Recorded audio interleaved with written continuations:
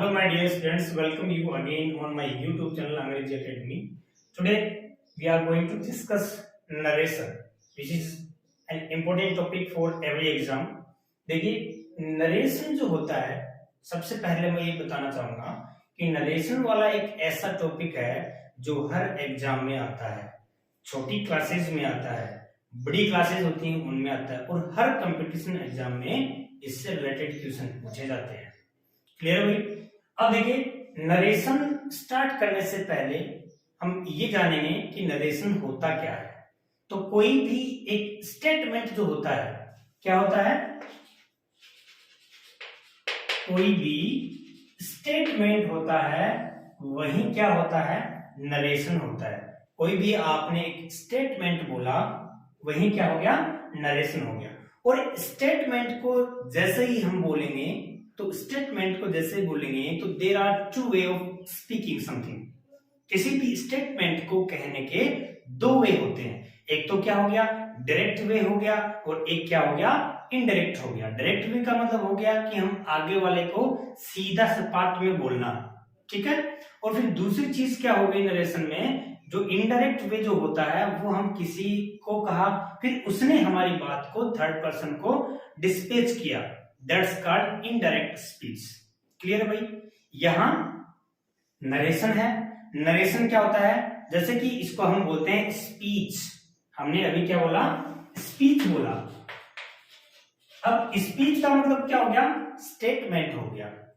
कोई भी बात ने, किसी भी बात को हमने बोला, वही बात उसको दो तरह में बोलेंगे। एक तो क्या हो गया? डायरेक्ट वे हो गया, दूसरा क्या हो गया? इनडायरेक्ट हो गया। इसी को हम डायरेक्ट स्पीच और उसी को हम इनडायरेक्ट स्पीच। डायरेक्ट स्पीच को इनडायरेक्ट स्पीच में चेंज करना, वही क्या कहलाता है? नरेशन कहलाता है। क्लियर हो गया? अब देखिए इसके अंदर जो हमारे स्टेटमेंट है, जो हमारा स्पीच है, उसको एक्सप्रेस करने का, उसको कहने का अलग अलग तरीका होता है। यानी कि there are 5 kind of sentences in narration specially.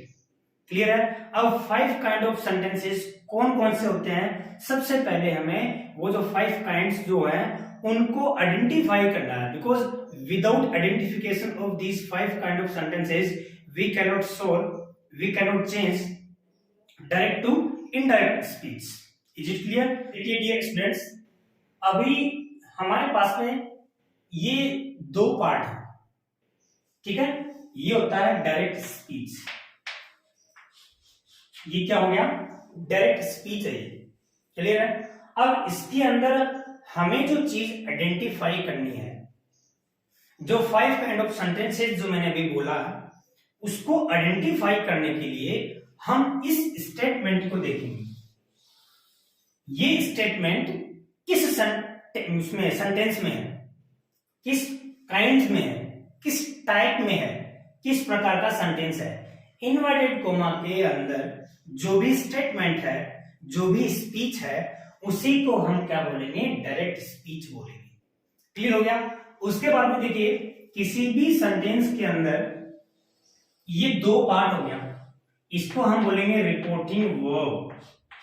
क्या बोलेंगे इसको भाई? Reporting verb. और ये क्या होता है? Reported speech. क्लियर है? देखिए यहां पर इसके 3 पार्ट होंगे। इसमें क्या आएगा? सब्जेक्ट आएगा, इसमें क्या आएगी? वर्ब आएगी, इसमें क्या आएगा? ऑब्जेक्ट। ऑब्जेक्ट नहीं भी दे तो ये जो दो पार्ट हैं, सब्जेक्ट और वर्ब, ये आपको मिलेगा ही मिलेगा। अब आपको ये चीज समझनी है कि ये वाला जो पार्ट होता है, कौन सा पार्ट हुआ? ये जो रिपोर्टिंग वर्ब वाला जो पार्ट है, वो अगर प्रेजेंट में और फ्यूचर में हो, प्रेजेंट में और फ्यूचर में अगर हो, तो जो ये वाला स्पीच है, इसके हम टेंस को चेंज नहीं करेंगे। क्लियर हो गया? ये आपको ध्यान में रखना है। एक सिंपल सी चीज है, ये आपको कहीं ना कहीं पूछ सकते हैं। यानी कि हमारा ये वाला पोर्शन, इनवर्टेड कोमा के बाहर वाला पोर्शन अगर किसमें हो? प्रेजेंट में और फ्यूचर में हो तो this part of tense can not be changed. Clear हो गया? इसका टेंस चेंज नहीं करेंगे हम, बाकी चीजें ऑलमोस्ट चेंज करेंगे ही करेंगे। क्लियर हो गया? आपको मैंने क्या बताया कि ये वाले इस स्पीच से, इस स्टेटमेंट से हम 5 प्रकार के जो सेंटेंसेस होते हैं उनको हम पहचानेंगे। अब वो 5 प्रकार के सेंटेंस कौन कौन से होते हैं? देखिए हमने क्या लिखा कि 5 काइंड के जो सेंटेंस होते हैं नरेशन के अंदर, उसको हमें आइडेंटिफाई करना है। किसमें करना है? जो हमारा स्टेटमेंट दिया हुआ था इनवर्टेड कोमा के अंदर, जो भी सेंटेंस आपको दिया हुआ मिले, जो भी स्पीच आपको दिया हुआ मिले, उसको हमें आइडेंटिफाई करना है। तो सबसे पहला हमारा क्या आ गया? Assertive sentence. कौन सा हुआ है भाई? असर्टिव सेंटेंस आ गया। ठीक है, असर्टिव सेंटेंस किससे मिलकर बना है? दो जो सेंटेंस होते हैं ना, दो, कौन कौन से? एक तो क्या हो गया? अफर्मेटिव। ठीक है भाई, एक क्या हो गया? अफर्मेटिव। दूसरा क्या हो गया? नेगेटिव। ठीक है, देखिए इसकी आपको पहचान जो होगी वो ये है कि सब्जेक्ट से शुरू होगा और उसके बाद में यहां पे फुल स्टॉप से बंद होगा। क्लियर हो गया? यानी कि असर्टिव जो सेंटेंस है, ये असर्टिव जो सेंटेंस होगा वो अफर्मेटिव और नेगेटिव से मिलकर बनेगा, एक चीज। दूसरी चीज, इनको कैसे आइडेंटिफाई करेंगे? इन्वर्टेड कोमा के अंदर जब सब्जेक्ट से स्टार्ट होकर और फुल स्टॉप से बंद हो और वह अफर्मेटिव या नेगेटिव सेंटेंस हो तो वह सेंटेंस क्या कहलाएगा? असर्टिव सेंटेंस कहलाएगा। क्लियर हो गया? दूसरा जो हमारा आता है वो आता है इंट्रोगेटिव।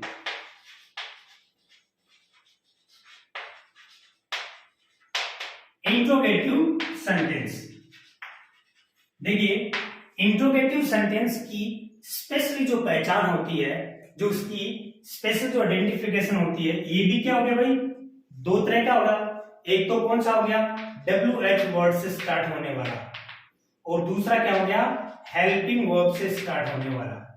ठीक है, और इन दोनों के अंत में अगर इंट्रोगेटिव का मार्क आए, इन दोनों के एंड में अगर इंट्रोगेटिव का मार्क आए तभी ये इंट्रोगेटिव सेंटेंस कहलाएगा। क्लियर हो गया?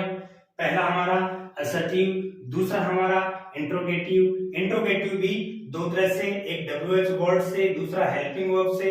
इनके एंड में लगने वाला मार्क कैसा होना चाहिए? इंट्रोगेटिव मार्क होना चाहिए। क्लियर हो गया? यस। नेक्स्ट है हमारा थर्ड नंबर, वो क्या है? इंपेरेटिव। Imperative sentence. ठीक है, इंपेरेटिव सेंटेंस की आइडेंटिफिकेशन क्या होती है? ध्यान रखना, इंपेरेटिव सेंटेंस जो होता है वो एक तो वर्ब की फर्स्ट फॉर्म से स्टार्ट होता है। वर्ब की फर्स्ट फॉर्म का मतलब क्या हो गया? जैसे मैं लिखूं यहां पर कम हेयर, मैंने लिखा कम हेयर। ठीक है, फिर मैंने लिखा answer my question, answer my question. Clear है? ये क्या है? वर्ब की फर्स्ट फॉर्म से स्टार्ट होने वाले। ठीक है, दूसरा जो नंबर है वो आ गया डू नॉट। डू नॉट से स्टार्ट होने वाला। भाई डू नॉट का इसी को जोड़ दो, do not come here, do not answer my question, जिसको हम बोलेंगे ना शॉर्ट में डोंट, इसको अपन शॉर्ट में क्या बोलते हैं? डोंट बोलते हैं। ठीक है, जैसे कि डोंट डिस्टर्ब मी, मैंने बोला डोंट डिस्टर्ब हिम, उसको डिस्टर्ब मत करो। इंपेरेटिव का पहला पॉइंट क्या हुआ? फर्स्ट पॉइंट से स्टार्ट होने वाला। दूसरा क्या हुआ? डू नॉट से स्टार्ट होने वाला। थर्ड क्या हो गया? प्लीज और काइंडली से स्टार्ट होने वाला। ठीक है, please come here, please help me, kindly grant me leave for 2 days। लिखते हो नहीं लिखते आप लोग? तो ये जो सेंटेंसेस हैं ये क्या कहलाएंगे? इंपेरेटिव। उसके बाद में तो चौथा जो आता है वो आता है लेट। लेट से स्टार्ट होगा, समझे क्या? लेट से स्टार्ट होने का मतलब क्या हो गया? लेट्स या फिर लेट दोनों से स्टार्ट होंगे, या फिर लेट का मतलब क्या हो गया? Let me speak first, let me go there, let me do that. तो ये लेट से स्टार्ट होने वाले जो सेंटेंसेस हैं वो क्या कहलाएंगे? इंपेरेटिव सेंटेंस कहलाएंगे। क्लियर हो गया भाई? इंपेरेटिव सेंटेंस क्या होते हैं, आपको कैसे आइडेंटिफाई करना है? इनवर्टेड कोमा के अंदर जो भी स्पीच दिया हुआ मिले, जो भी स्टेटमेंट दिया हुआ मिले, अगर वो फर्स्ट फॉर्म से स्टार्ट हो रहा है, या वह डू नॉट से स्टार्ट हो रहा है, या वह प्लीज काइंडली से स्टार्ट हो रहा है, या फिर वह लेट से स्टार्ट हो रहा है, तो आपको समझना है कि इंपेरेटिव सेंटेंस है। देखिए इंपेरेटिव सेंटेंस में एक विशेष बात यह है, specially we don't change tense, ठीक है ना? नरेशन के अंदर क्या होता है? टेंसेस का चेंज किया जाता है, बट इंपेरेटिव सेंटेंस के अंदर स्पेशली, क्योंकि इसमें क्या होता है कि कनेक्टिव जो वर्ड होता है वो टू लगता है, और टू लगने के बाद में इंफिनिटिव बन जाती है। अगर इसके आगे दूसरी क्लोज है तब तो उसका हम टेंस चेंज करेंगे, बट ध्यान रखना है, इसको हम जैसे पढ़ेंगे इंपेरेटिव और डीपली उसके बारे में देखेंगे। सबसे पहले आपको ये देखना है कि इंपेरेटिव की पहचान क्या होती है और क्या है। क्लियर है? नेक्स्ट जो है हमारा है फोर्थ पॉइंट जिसको हम बोलेंगे वो होता है ऑप्टेटिव सेंटेंस। ऑप्टेटिव सेंटेंस, देखिए स्टूडेंट्स, ऑप्टेटिव सेंटेंस होता है वो हमारा जो फिफ्थ जो होता है EXCLAMATORY, एक्सक्लेमेटिव सेंटेंस। फिफ्थ क्या होता है? Exclamative sentence. ये इसी का रूप है, वैसे एक्सक्लेमेटिव का ही ऑप्टेटिव है, इसका एक छोटा रूप है, बट इसका जो है सॉल्यूशन करने का तरीका अलग अलग है। देखिए ऑप्टेटिव सेंटेंस के अंदर हमें क्या है, जो एक ऐसा सेंटेंस स्पेशली किससे स्टार्ट होगा? मे से स्टार्ट होगा। किससे स्टार्ट होगा? मे से स्टार्ट होगा, और मे से स्टार्ट होके ये आपको क्या बताएगा? ब्लेसिंग्स। क्या बताएगा? ब्लेसिंग्स शो करेगा, विश शो करेगा, ठीक है? उसके बाद में कर्स शो करेगा। ये जो चीजें हैं वो कौन सा सेंटेंस बताता है? ऑप्टेटिव सेंटेंस बताता है। क्लियर हो गया? स्टार्ट किससे होगा? मे से स्टार्ट होगा। मे यू लिव लॉन्ग, आपकी लंबी उम्र हो। May I get good marks, may I get a good opportunity. Okay, तो ये इस तरह के जो सेंटेंस होते हैं वो आपको ऑप्टेटिव की पहचान होती है, ऑप्टेटिव सेंटेंस होते हैं। इनके आगे जो मार्क लगेगा वो ये लगेगा, ठीक है भाई? ये ब्लेसिंग्स है, विश है, कर्स है, ये चीजें बताएंगे। उसके बाद में आता है अगला हमारा एक्सक्लेमेटिव सेंटेंस। देखिए एक्सक्लेमेटिव सेंटेंस के अंदर हमने क्या देखा कि ये एक्सक्लेमेशन शो करते हैं, और वह एक्सक्लेमेशन किसी भी चीज का हो सकता है। जैसे मैंने आपको नाउन में बताया था, पार्ट्स ऑफ जो नाउन है उसमें मैंने लास्ट पॉइंट समझाया था कि एक इंटरजेक्शन होता है। Interjection means to create sudden feeling of happiness, sorrow, surprise. तो वो चीजें इसमें बताई जाती है। आप कोई भी एक स्टेटमेंट बोलते हो, कोई भी आप एक स्पीच देते हो, कोई भी आप एक लाइन बोलते हो, तो उसके अंदर है कि नहीं भाई?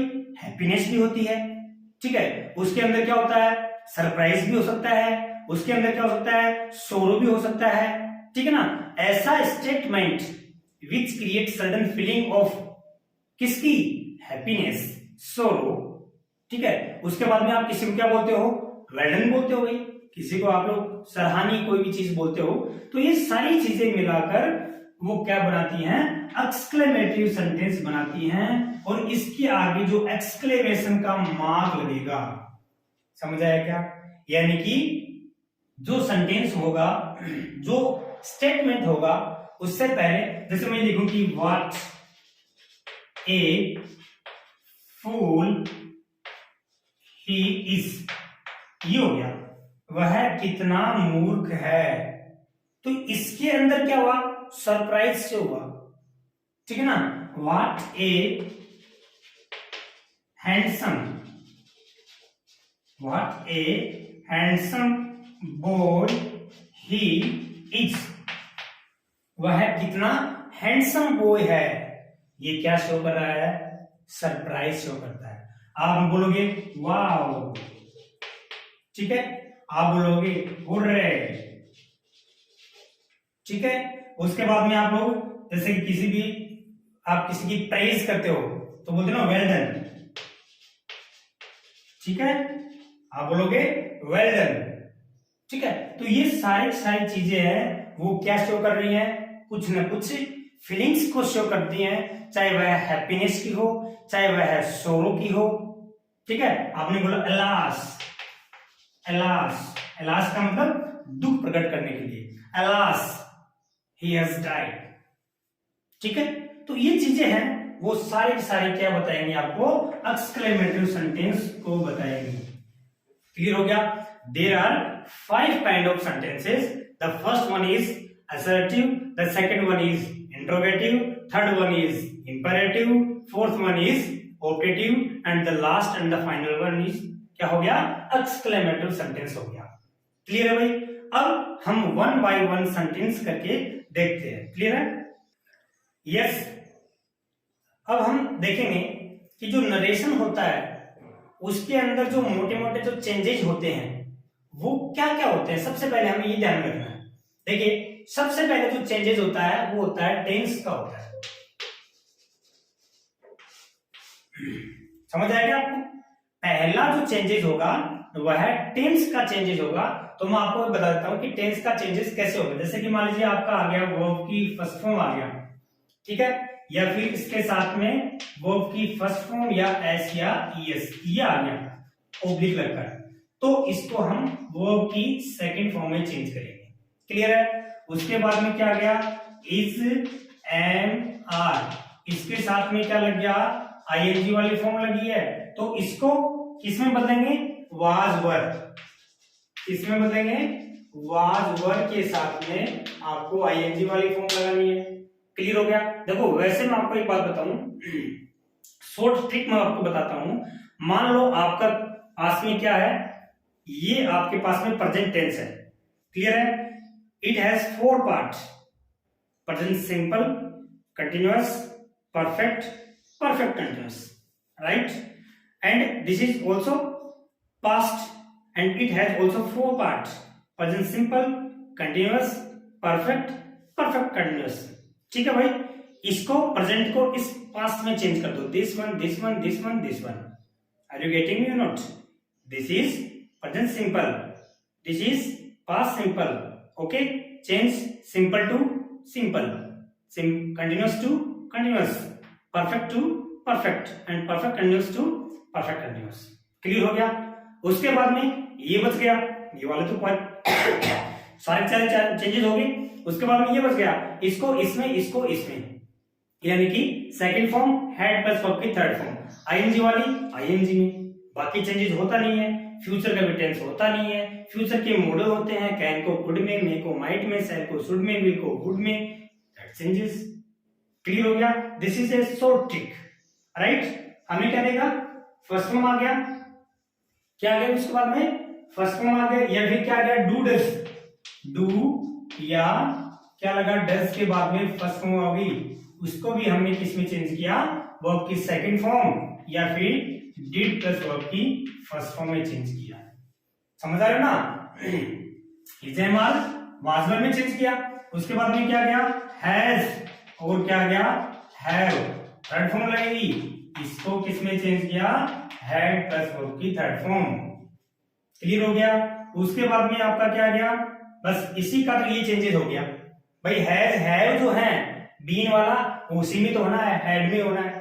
चलो देख लेते हैं इसको भी, हैज, हैव प्लस यहां क्या लग गया, बीन लग के वर्ब की फर्स्ट फॉर्म के साथ में अगर आईएनजी वाली फॉर्म आती है तो इसको हम किस में चेंज करेंगे, हैड के साथ में बीन लग के वर्ब की फर्स्ट फॉर्म के साथ में आईएनजी।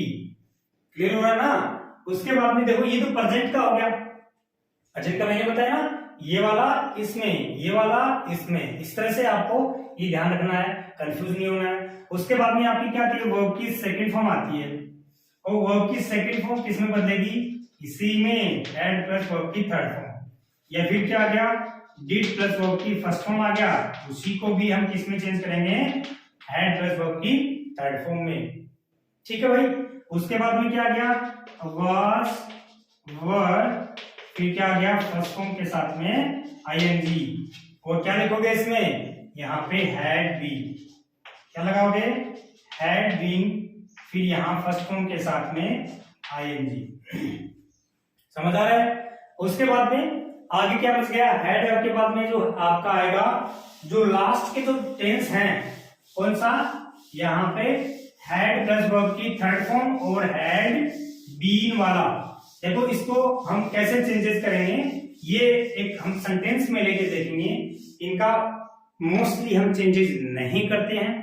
ठीक है। उसके बाद में देखिए क्या आ गया आपका, कैन फर्स्ट फॉर्म, फिर क्या आ गया, सेल, विल, मे, ये क्या है, सभी के सभी क्या है, मॉडल हैं, और इन मॉडल के साथ में हमेशा फर्स्ट फॉर्म आती है। और ये कैन आ गया तो इसको हमने किस में चेंज किया, वुड में चेंज किया। सेल आ गया तो इसको हमने किस में चेंज किया, शुड में किया। विल आ गया तो इसको हमने किस में चेंज किया, वुड में किया। मे आ गया तो इसको हमने किस में चेंज किया, माइट में चेंज किया। क्लियर है। इनके बाद में भी कौन सी फॉर्म आएगी, वर्ब की फर्स्ट फॉर्म आएगी। समझ आया भाई। ये हमारा जो चेंजेज है वो टेंस का चेंज है। क्लियर है। अब हम देखेंगे दूसरा जो चेंजेस होता है, ठीक है ना, वो होगा distance related changes, because distance का जो चेंजेस होना है वो भी बहुत जरूरी होता है। इसमें देखिए मैंने लिखा है डिस्टेंस चेंज के अंदर, दिस को दैट में, दीज को दोज में, हेयर को देयर में, नाउ को देन में। ओके। फिर मैंने लिखा thus, so, hence, thence, today, that day, tonight, that night, tomorrow, the next day। ठीक है। यहां क्या है, नेक्स्ट डे। इसको हम फॉलोइंग डे भी बोल सकते हैं। फॉलोइंग मीन्स आने वाला, जो फॉलो करता है, ऐसा दिन जो फॉलो करता है पीछे वाले को, तो फॉलोइंग डे में भी चेंज कर सकते हैं। यस्टरडे को किस में चेंज करेंगे, the previous day. The day before में भी चेंज कर सकते हैं, बिकॉज पहले वाला दिन, द डे बिफोर टुडे, ऐसे। तो यह क्या हो गया, लास्ट जो शब्द है, लास्ट के बाद में last week, last year, last month, इस तरह से लास्ट के बाद में कोई भी टाइम इंडिकेशन वर्ड लगता है, then you have to change the previous. Okay, the previous day, previous week, previous month, इस तरह से आपको क्या करना है, चेंजेस करना है। तो ये आपके सामने क्या हो गया, ये देखिए आपके सामने है चेंजेस ऑफ प्रोनाउन।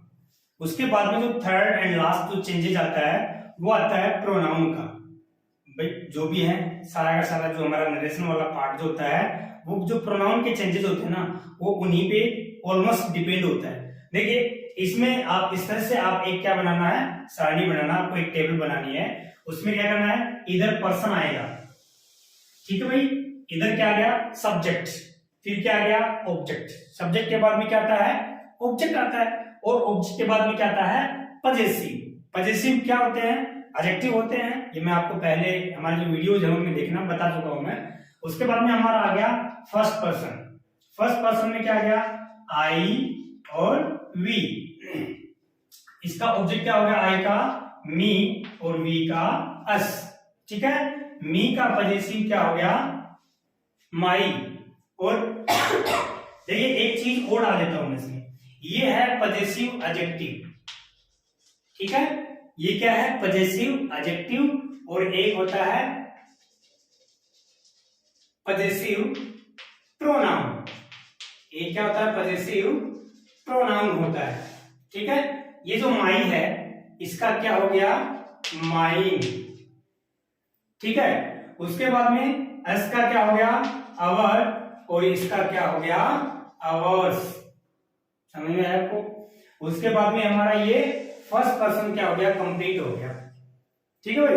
दूसरा जो हमारा आता है वो सेकंड पर्सन आता है।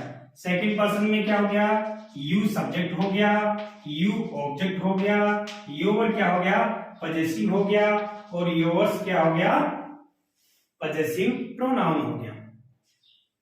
उसके बाद में सेकंड पर्सन कंप्लीट होने के बाद में हमारा क्या आता है, थर्ड पर्सन आता है।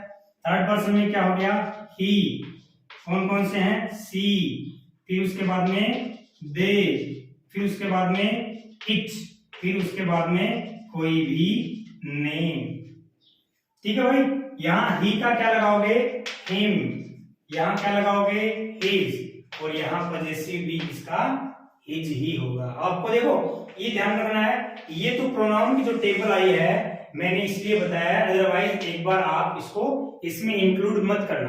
क्लियर है। यहां क्या हो गया, सी का हर, और यहां क्या हो गया, हर, और फिर यहां क्या हो गया, हर्स। ठीक है भाई। उसके बाद में दे का जो ऑब्जेक्ट होता है वह होता है दे, इसका पजेसिव होता है देयर, और इसका पजेसिव जो प्रोनाउन हो गया वो हो गया देयर्स। उसके बाद में इट का हो गया इट, इसका पजेसिव हो गया इट्स, और यहां पर ये भी क्या हो गया, इट्स हो गया। उसके बाद में नेम का नेम रहेगा सब कुछ, इधर क्या हो गया, नेम के लग के अपोस्ट्रोफी के साथ में ये हो जाएगा। ठीक है। इस तरह से आपके जो चेंजेस ऑफ प्रोनाउन है ऐसे आपको क्या रखने हैं, याद रखने हैं। फर्स्ट पर्सन कौन से हैं, उनका सब्जेक्ट क्या है, ऑब्जेक्ट क्या है, पजेसिव क्या है, सेकंड पर्सन कौन कौन से हैं, थर्ड पर्सन कौन कौन से हैं। अब हमारा जो नेक्स्ट होगा वो होगा असर्टिव जो सेंटेंसेज हैं उनको हम चेंज करना, उनको सीखेंगे, सेंटेंस लेके उनकी हम प्रैक्टिस करेंगे। इस तरह से आपको ये सारी चीजें हैं। हमारा वीडियो आपको अच्छा लगे तो शेयर कीजिए, लाइक कीजिए, और अपना कमेंट बॉक्स में कमेंट डालिए। Thank you.